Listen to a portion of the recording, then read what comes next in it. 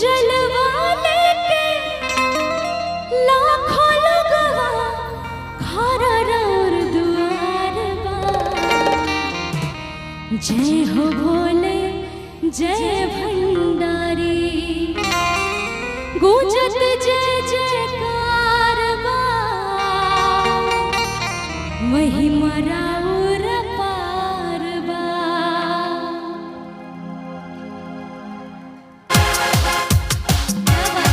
तालियों के साथ दीजिए।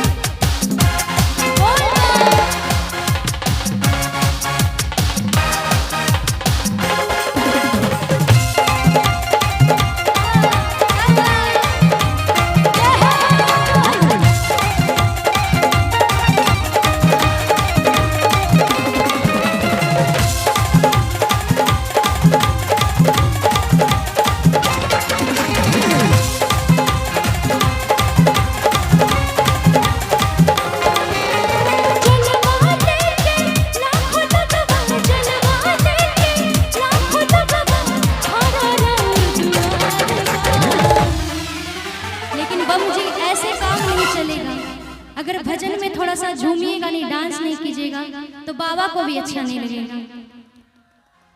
डांस कर सकते हैं ना, तो खड़े हो जाइए बम जी।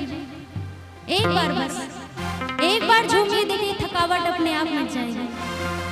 भोले बाबा का नाम लेके बोले शंकर भगवान की, और तालियों के साथ ही कहना है क्या? जय हो भोले जय भंडारी, जय हो भोले जय भंडारी, गुजत जय जयकार बा, महिमा राउर पार बा। गुजत जय जयकार बा, महिमा राउर पार बा। जलवा लेके लाखों लगवा, जलवा लेके लाखों लगवा, खारा राउर दुआर बा। जय हो भोले जय भंडारी, जय हो भोले जय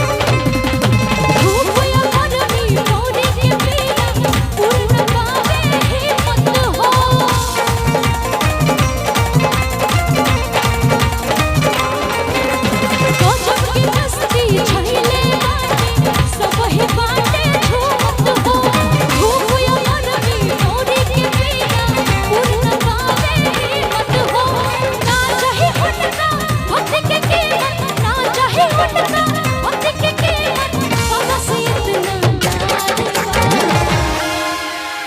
अच्छा बम जी, बाबा से प्यार है ना आप लोगों को, तो इतनी कंजूसी क्यों कर रहे हैं? थोड़ा बहुत तो ताली भी बजा सकते हैं, नाच नहीं सकते, ताली बजाइए और कहना है क्या, जय हो भोले